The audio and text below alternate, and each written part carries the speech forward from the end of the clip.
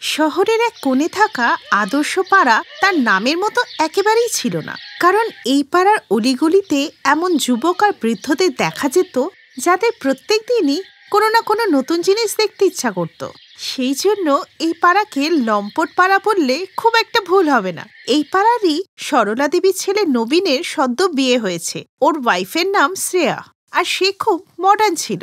ওদের বিয়ে শ্রেয়ার বাপের বাড়িতে হয়েছিল। তাই বিয়ের পর শ্রেয়া যখন নিজের ব্যালকনিতে দাঁড়িয়ে কানে হেডফোন দিয়ে গান শুনতে শুনতে এক্সারসাইজ করছিল, এই দেখে তার শাশুড়ি সরলা দেবী তাকে বাধা দিয়ে বলে, বৌমা, বলছিলাম কি, তুমি এইভাবে ব্যালকনিতে দাঁড়িয়ে এক্সারসাইজ করো না। আমাদের এই পাড়াটা একদম ভালো না। এখানকার সব লোকগুলো লম্পট।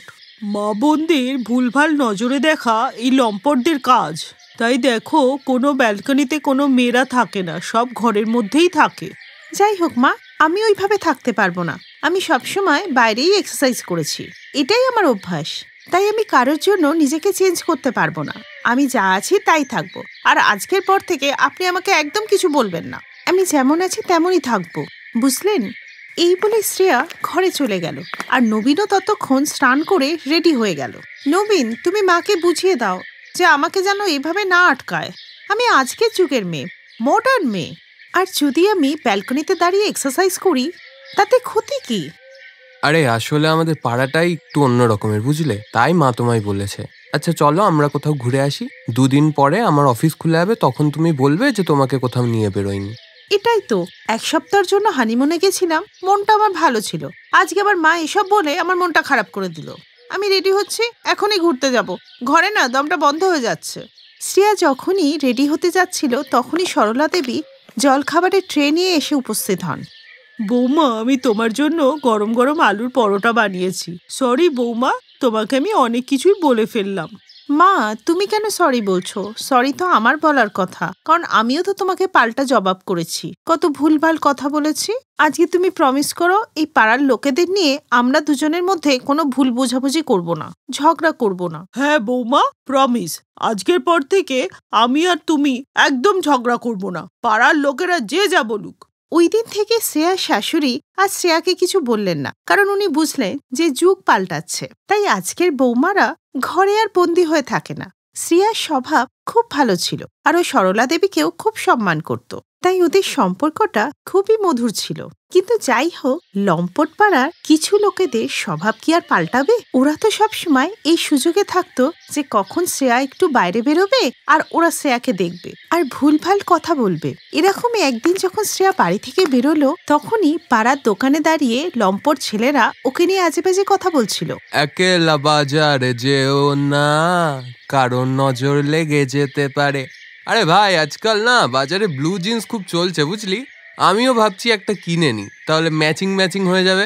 শ্রেয়া কিছুই বলল না, ও চুপচাপ করে মার্কেটে চলে গেল। ওকে প্রায় এসব আজে বাজে কথা শুনতে হতো, কিন্তু শ্রেয়া এসবে পাত্তা না দিলেও নবীন সবটাই লক্ষ্য করছিল।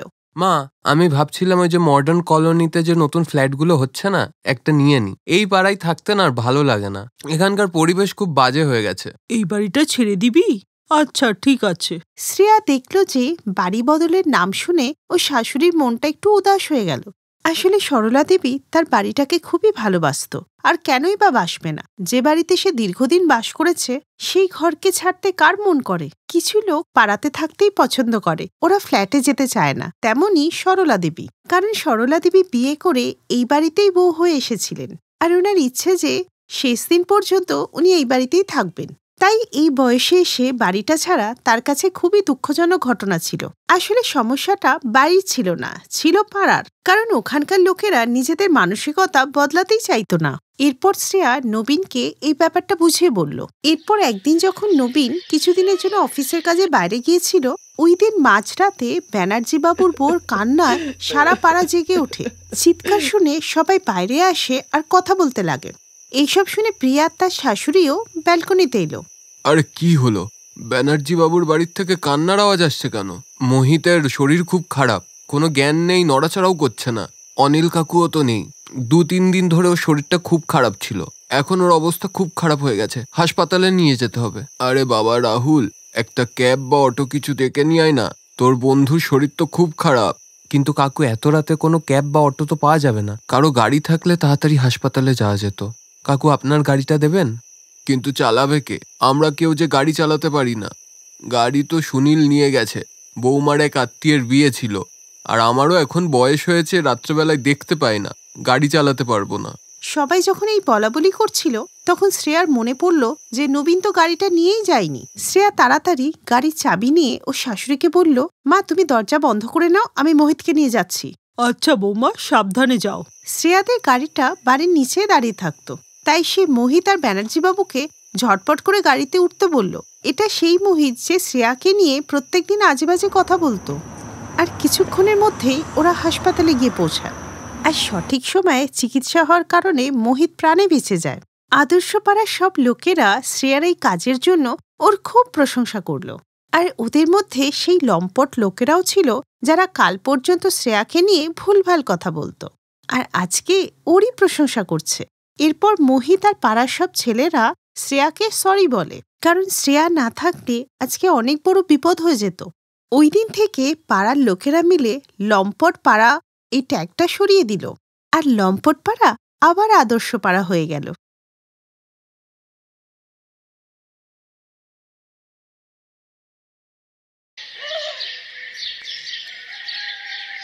সবাই চলে এসো, খাবার রেডি। মা আর একটু খেলবো। ঠিক আছে, তবে আজ কিন্তু আমি মটর পনির বানিয়েছি। কি, মটর পনির? হ্যাঁ চলো চলো, আজকে মটর পনির খাবো, তাড়াতাড়ি চলো। এই হলো মমতার মোহনের 3 মেয়ে। বড় মেয়ে সীমা, মেজো মেয়ে দিয়া আর ছোট মেয়ে রিয়া। মোহনের ছোট ভাই সোহন আর তার স্ত্রী সবিতাও তাদের সাথেই থাকত। সোহন আর সবিতার একটা ছেলে ছিল যার নাম ছিল কৃষ্ণ। 4টে বাচ্চার চিৎকার চেঁচামেচি আর দুষ্টুমিতে ঘরটা যেন ভরে থাকত।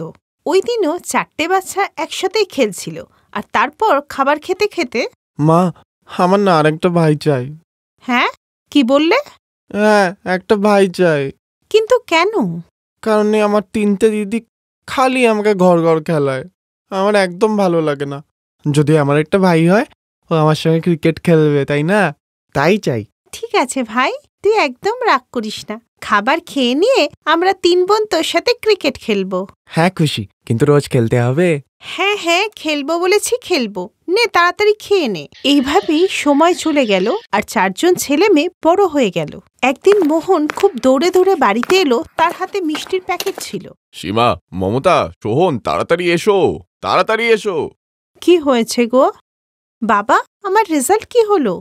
আমাদের মেয়ে পুরো জেলায় টপ করেছে। আরে বাহ, আমার সোনা মেয়ে, এত ভালো রেজাল্ট করেছো। সীমার প্রথম হওয়াতে মমতার মোহন খুব খুশি ছিল, কিন্তু মমতার ছোট যা সবিতা এতে বিশেষ কিছু খুশি হয়নি। আর ওই দিন সন্ধেবেলায় যখন মমতার সবিতা রান্না করছিল, সেই সময় সীমাও ওদের সাথে ছিল। আরে বৌদি, সীমা তো এবার 12ও পাশ করে গেছে, এবার ওর বিয়ে টিয়ের ব্যাপারে কি ভাবছো গো? কি, এখনই বিয়ে?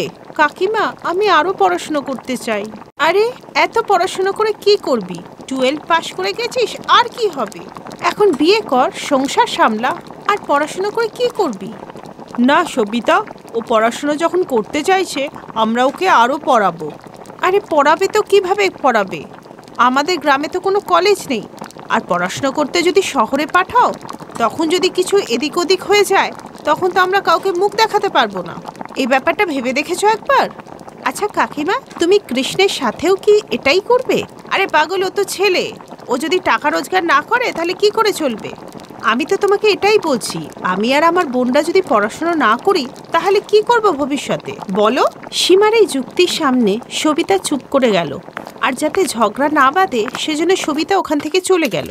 এরপর থেকে সবিতা না মমতার সাথে ঠিক করে কথা বলে, না সীমার সাথে। কিছুদিন পর সীমা পড়াশোনা করতে শহরে চলে যায়। অন্যদিকে দিয়া আর রিয়াও অনেক বেশি নাম্বার তুলে পাশ করে। অন্যদিকে কৃষ্ণ একেবারে ফেল করতে করতে পাশ করলো। এখন বাড়িতে 3টেই ছেলে মেয়ে, আর দিয়া আর রিয়া নিজের দিদির মতো পড়াশোনায় খুব পরিশ্রম করতে লাগলো। আর অন্যদিকে কৃষ্ণ তার বন্ধুদের সাথে মিশে সারাদিন আড্ডা দিতে লাগলো। তারপর একদিন, শোনো গো, তোমার সাথে অনেক কথা আছে। বলো কি হয়েছে? শোনো, আজকে না বৌদির সাথে খুব ঝগড়া হয়েছে। মমতা বৌদির সাথে? কিন্তু কেন? আরে ও বলছিল কৃষ্ণকে সামলাও, সারাদিন ও আড্ডা মাছে বদমাইশি করছে, ছেলেটা নষ্ট হয়ে যাচ্ছে। আরে আমার ছেলে আমি বুঝবো, উনি কেন বলবেন? কি চাইছো তুমি, বলো সেটা। আমি বলছিলাম কি, চলো আমরা তিনজনেই শহরে যাই, ওখানেই থাকবো। বৌদির কাছ থেকে রোজ এই মুখ ছাড়া আমার আর সহ্য হচ্ছে না। আচ্ছা ঠিক আছে। মমতা কৃষ্ণর ভালোই চাইছিল, কিন্তু এটা সবিতার এত খারাপ লাগলো যে সবিতা নিজের পরিবার নিয়ে শহরে থাকতে চলে গেল। মমতার মোহন ওকে অনেক বোঝায়, কিন্তু ও বোঝে না। কিন্তু শহরে গিয়ে কৃষ্ণ আরো খারাপ হয়ে গেল। শহরে প্রথমে বাজে বন্ধু, আর তারপরে ড্রাগসের চক্করে পড়ে গেল। আর 2 বছর পর মোহনদা, একটু কথা ছিল। আমার ইমিডিয়েটলি কিছু টাকার খুব প্রয়োজন। কিন্তু কি হয়েছে? আসলে দাদা, আমাদের কৃষ্ণ ড্রাগসের চক্করে পড়ে গেছিল, আর সেই করতে গিয়ে ও কোন গুন্ডার থেকে ড্রাগস ধারে নেওয়া শুরু করে দিয়েছিল। আর সেই গুন্ডা এখন ওকে কিডন্যাপ করে দিয়েছে, আর বলছে 5 লাখ টাকা দিতে হবে। আমি তোমার পায়ে পড়ছি, তুমি আমার টাকাটা দিয়ে দাও। দরকার পড়লে বাড়িতে আমায় ভাগ দিও না। তোমরা চিন্তা করো না, আমি দেখছি কি করা যায়, সব ঠিক হয়ে যাবে। ফোনে সবিতা আর সোহন কান্নাকাটি করছিল, আর অন্যদিকে মোহনও ফোনে কারোর সাথে কথা বলছিল। আর এর কিছু ঘন্টা পরেই একটা ফাঁকা জায়গায় গেট ভেঙে পুলিশের গাড়ি ঢুকে পড়ে। আর ওই গাড়ি থেকে পুলিশের ইউনিফর্ম পরা একটি মেয়ে বেরোলো। মেয়েটি হলো সীমা, যে এখন পুলিশ ইন্সপেক্টর হয়েছে। সীমা দিদি, তুমি ইন্সপেক্টর? কিরে ছোট ভাই, কেমন আছিস? তোর আর চিন্তা নেই, তোর দিদি তোকে বাঁচাতে চলে এসছে। সীমার সাথে আসা পুলিশরা একে একে সবাইকে গ্রেপ্তার করে, আর তার সাথে প্রচুর ড্রাগও বাজেয়াপ্ত হয়। এরপর সীমা কৃষ্ণকে নিয়ে থানায় পৌঁছালো, যেখানে সবাই ওদের জন্য অপেক্ষা করছিল।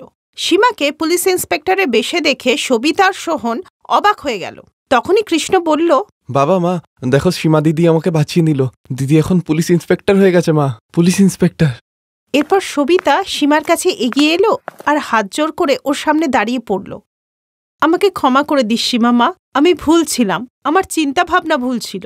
তুমি আর তোমার মা এটা প্রমাণ করে দিলে যে ছেলে মেয়েদের মধ্যে কোনো পার্থক্য নেই, পার্থক্য হয় শুধু লালন পালনে। Best buddies. হ্যালো ফ্রেন্ডস, এই ভিডিওটা দেখার জন্য ধন্যবাদ।